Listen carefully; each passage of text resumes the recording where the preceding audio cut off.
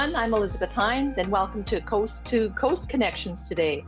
We're taking you from that mysterious storage locker in Nanaimo all the way out to an online auction in Newfoundland today to continue the intriguing story about Johnny Cash and his Canadian manager, Saul Holiff, who took him to stardom.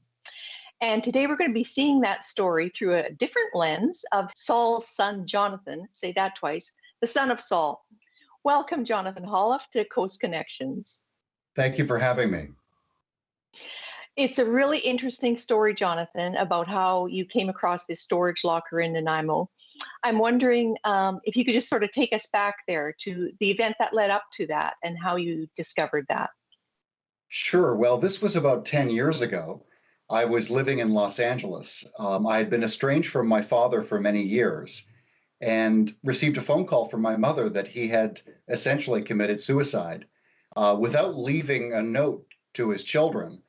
It threw me, and I decided to take some time off work and go home and look in on my mother. And it was then that I discovered that Saul had kept a storage locker for many years. And in that storage locker, I found a gold mine of material concerning his years with Johnny Cash. Mm-hmm. And you turned that into the award-winning film, My Father and the Man in Black, and which you debuted across Canada and the US and in Europe, and you won about 9 awards for that, didn't you, Jonathan? Including Best Director at the TIFF Festival in California, in Tiburon. Yes. Just going to show viewers the trailer to that movie, My Father and the Man in Black. We've got about a 2-minute video here that we'll show.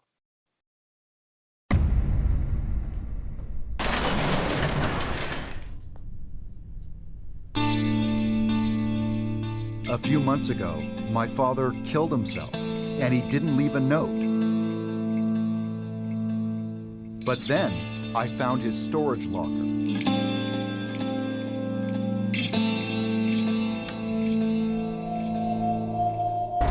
The situation was that Johnny Cash was on the floor of the motorhome, totally unconscious. For all intents and purposes, he was dead.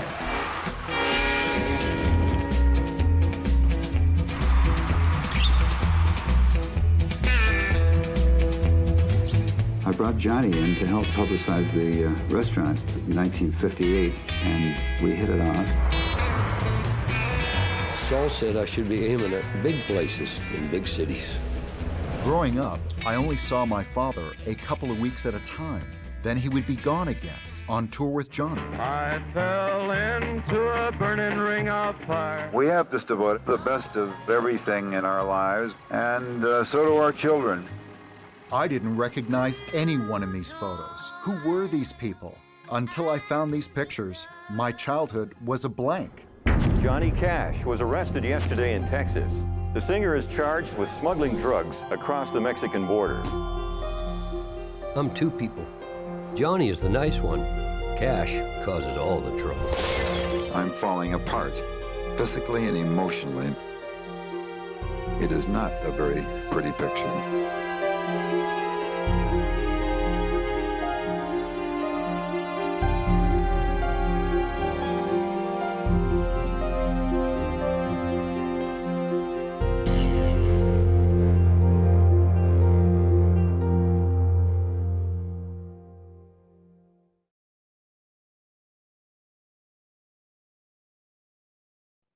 That was a very, very moving clip, and I had the pleasure, the privilege of seeing the entire movie that you created there, Jonathan.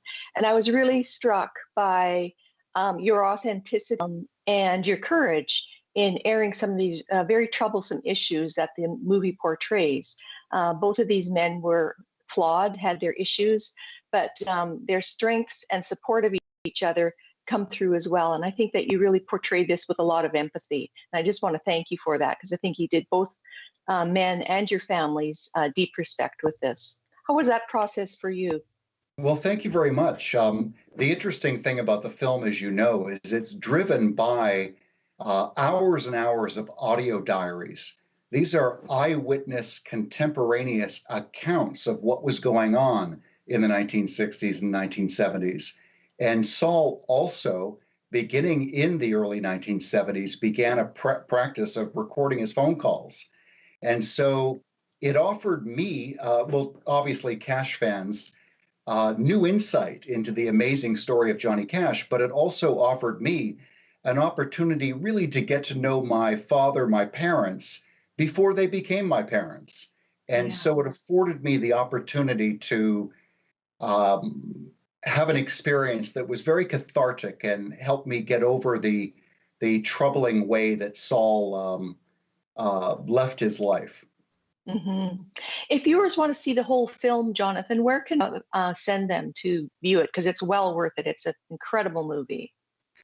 Well, thank you. The short answer is everywhere but Netflix, which is unfortunate. But iTunes, Amazon Prime, you name it, you'll find it. Mm-hmm. It's well worth it. And what were some of the one or two of the most significant discoveries that you made in that storage locker about your father and about his relationship with Johnny Cash? That's a great question. And obviously, those are very two different answers. In the case of Johnny Cash, for me, it was really learning for the first time how integral a role Saul played in Johnny Cash's career. As you know, it was Saul who hired June Carter and put her together with Johnny Cash. And years later, of course, Johnny proposed to June in my hometown of London, Ontario. Having said that, it was really about getting to know my father before he was my father, and specifically to learn really for the first time that he had all of the obvious faults we all do, but the self realization, the self awareness, if you will, about his own limitations and faults. He was an archetypical 1950s, 60s man and head of household. His word was gospel, and he was never wrong. But in private, on tape, he lamented his long absences. He lamented not spending enough time with his children. And that was really enough for me to break all the wall between us and to see him as a human being, as a man, rather than as a flawed father. So it's a wonderful experience. That's wonderful. And for your brother and your mother, too, I think it was a cathartic experience because they also play roles in your movie. And I think it would have been a nice way to bring the whole family together to tragedy. It really was. Of course, the material was paramount, but to make this film and to work with so many family members, we have a small family, but I'm pretty sure that perhaps there were only 2 or 3 family members who weren't actually involved in the film, be it on camera or behind the scenes. And folks may find the reenactments in the film, albeit awkward, feature men who look very much like my father. And the reason, of course, being is that my brother Josh plays my father at age 40, and my cousin Gary plays my father at roughly age 50. So it was a terrific experience. Mm-hmm.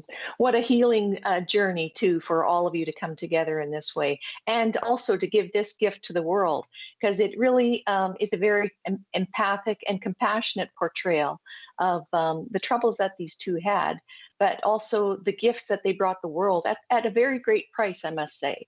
So it's a really important piece of Canadian history and music history. Thank you. Jonathan, you're very welcome. I just want to ask, as a little child, what was it like for you to meet Johnny? What was he like? He was terrific and very warm and clearly liked children and took the time to get down on his knee and look you in the eye. I was 9 months old on my first Johnny Cash tour, and I think I was going on 10 years old when my father quit and retired. So I was looking at him through the eyes of a child. And to me, he was a real life superhero.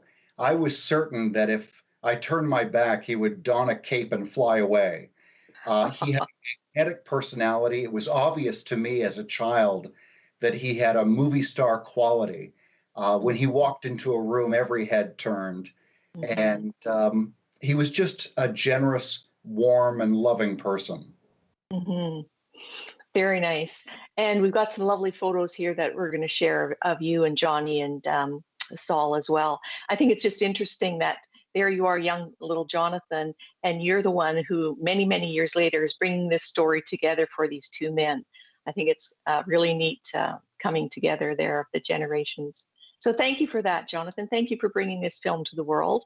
Jonathan, this story has so many interesting twists and turns. We're not really sure where it's going to take you next, but what we do know is that there was some online auction photographs connected to a moose hunt in Newfoundland with your father and Johnny. And these surfaced in October of 2020. Tell us a little bit about how this came to be and how you learned of these new photos.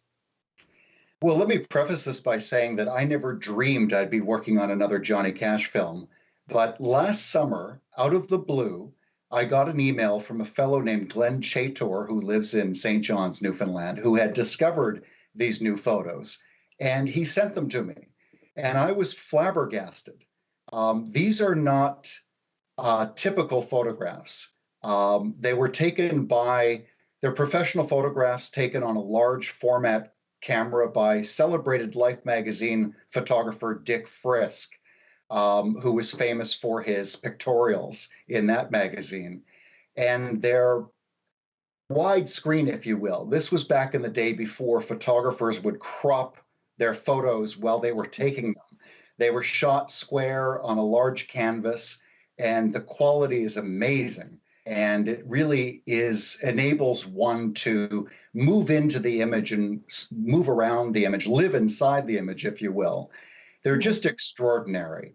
And it wasn't until the story about the photos made the news that my phone rang, and it was the son of the photographer. At that juncture, we didn't know who took the photographs. And so today we're working on this new film called When Johnny Cash Got His Moose. And of course, the photos themselves are a big part of that story. But as big, of course, is the importance of this time and this trip. This trip marked the beginning of the most successful period in Cash's career. It led directly to Johnny and June. And of course, it's a really interesting story about the people on the moose hunt and tour and the memories of Johnny Western and Heman Whalen, the hunting guide. So it was just luck. It was like winning the lottery. I was flabbergasted. It's so cool. And this happened in 1961, I believe, and Newfoundland was only a province, I believe, since 1949, so for about 12 years. So little was known about Newfoundland. It was very, rugged and sort of way off there at the rock, but certainly not the multicultural and travel destination. This was a very remote moose hunting trip. And I believe your father, Saul, went there to sort of country music royalty he was working with and took with on that trip. And that's where he sealed the deal with Johnny Cash over a handshake in Gander, Newfoundland. That's right. Saul had been booking and promoting Johnny Cash in Canada since 1958. But it was on that tour, 1961 October, at Gander Airport, of all places in Newfoundland, that Johnny and Saul shook hands on their management deal. And within 2 weeks, Saul hired June Carter. So it really was an important moment in time, both for Cash and my father career-wise, but also personally. There are so many stories that come with it. But, Johnny was really at a turning point, and this marked a new beginning and, quite frankly, led to superstardom. Mm-hmm. Mm-hmm. And your father actually was one of the first who took a country music star and made him a crossover artist because he became an actor. He had his own TV show. He performed in venues like Carnegie Hall and famous places that country music singers simply didn't go. And that was all part of management of him, as well as taking him globally, worldwide, to concerts all over the world. So your dad really was a front runner in that, wasn't he, Jonathan? Thank you. I wouldn't go so far as to say he made Johnny a crossover artist or, in fact, made him a star. Managers don't have that power alone. But it was Saul who wanted to position Johnny away from the country and Western label and market him as unique. And that meant rebranding him and redoing all of his materials and coming up with catchphrases and, of course, promoting the idea of looking for a television show. And of course, when the first hit that Johnny had with Saul was Ring of Fire, which was a crossover success. So it was very gratifying to see that development. And we see still today many of those hallmarks in the way people identify Johnny Cash all started back then. Interesting. What a pivotal period of time. In some of those photographs that were discovered there in Newfoundland and through Dick Frisk's son, Matthew, there's also a really interesting photo here of Johnny Cash on the set of The Gunfight with Kirk Douglas and sitting there with your father, Saul. We've got a great shot of that. The two of them actually met up twice. It was in Newfoundland and then years later back on the set of The Gunfight. And another interesting coincidence here, eh, Jonathan? That's right. And I had that photograph you're referring to for 10 years and had no idea who had taken it. And it wasn't until I got to know Matthew Frisk and he sent me a resume of his father's work that it was spelled out right there. They happened to cross paths 10 years later on the set of A Gunfight in New Mexico. And again, it's as if fate brought us together. Yeah. We've got a really cute shot too of you learning. You were on the set there with your father for a period of time and Johnny Cash. And there's a photo here of one of the stuntmen from the movie teaching you, little young Jonathan, how to shoot it. Right. Can you imagine, Liz, coming home to grade 1 or 2 in London, Ontario, and telling kids that you learned how to draw a gun on the set of A Gunfight with Johnny Cash? I don't recall that conversation, but we had some really amazing experiences as children, and I'm very grateful today for having had those. I mentioned earlier that it wasn't until I went through my father's material that I realized the extent to which Saul was involved in bringing Johnny Cash to superstardom. As a child, of course, I understood my father was Johnny's manager, but beyond that, I really knew very few of the details. So that was a real learning experience. There's an interesting story too about when then President Nixon invited Johnny Cash to come sing at the White House. This was during the Vietnam War period, and he thought it might be a good idea to bring Johnny. And he also invited your parents to join them at the White House. And what response there? Did Saul and your mother Barbara actually go to the White House for that event? No. I remember actually the day the invitation arrived because I accompanied my mother to the front door, and it was the mailman, which is the term we used in those days. Yeah. And he had this envelope for my mother, and he expressed how strange it was because it had no postage, but he was required to deliver it anyway. And it was an invitation from the White House. And I distinctly remember my mother telling my father that she refused to go and refused to shake Richard Nixon's hand. This, of course, was during the Vietnam War. My parents were disliked Nixon, and my mother put her foot down. But in hindsight, in retrospect, it's amazing to think that, again, to use a 1960s term, housewife in London, Ontario, would refuse an invitation for dinner at the White House. Well, I say more power to your mother, Barbara. I think that's pretty cool. I'm not sure I would have refused. I probably would have put on a long pair of gloves and gone anyway, just because chances are I'd never have that opportunity again. And Jonathan, your mother still lives in here in Victoria, doesn't she? She does. She's doing well. She's doing very well, thank you. Very good. She must be very proud of you of the work that you're doing here.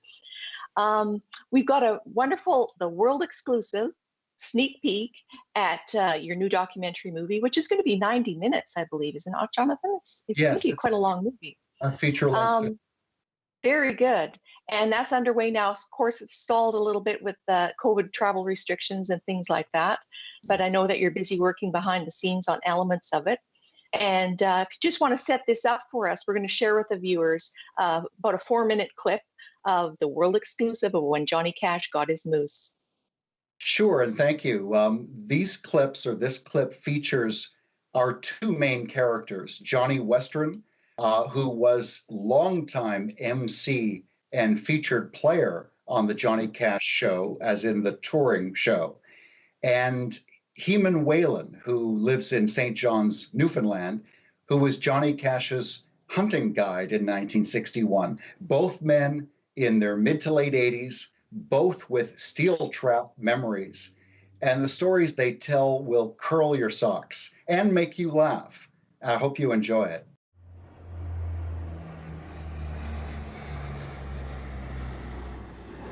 It was a very dangerous situation up there on the Newfoundland tour. Cash, of course, was taking pills and had to leave the show for a while.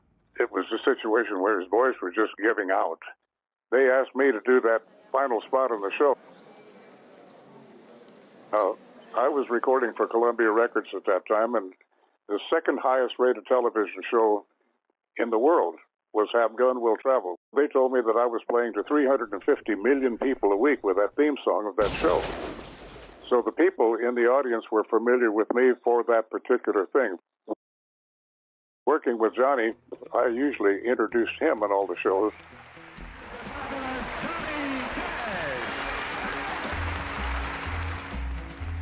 So we had an extremely close relationship, and he always felt that I could jump in if necessary. That made it very easy for me to do the fill-in for Johnny when he was not able to perform on those dates. In fact, some of the pictures that I have seen of that particular tour of the Moose Hunt, shot from behind with the back of the stage and then looking at the audience, it is me at the microphone.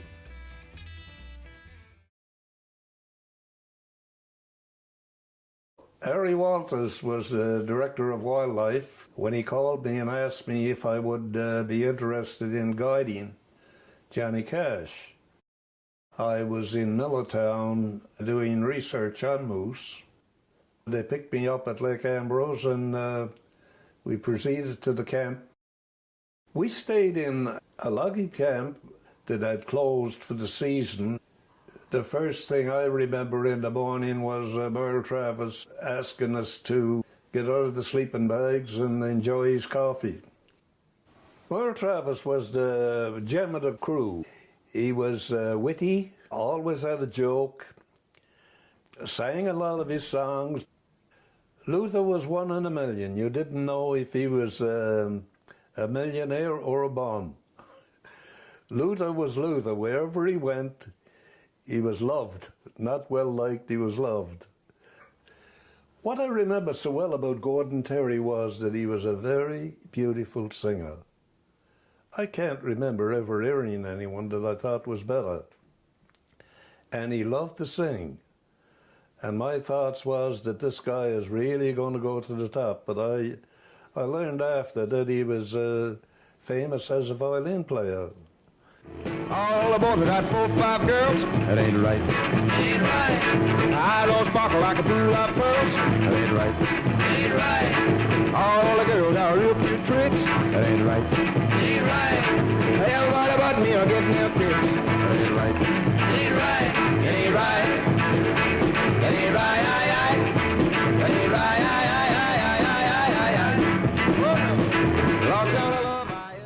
Saul Holiff was a very highly respected guy, really, because we knew he was Johnny Cash's manager. He was a great guy to be with, always had time to talk to you, and played his part in washing dishes too. But Johnny Cash and I was the same age, 29 I believe. We almost became immediately friends because everything we talked about, we both had a common ground into it. It was a dream of a lifetime too, you know, when I think of it. I remember so much about it simply because I enjoyed every moment of it.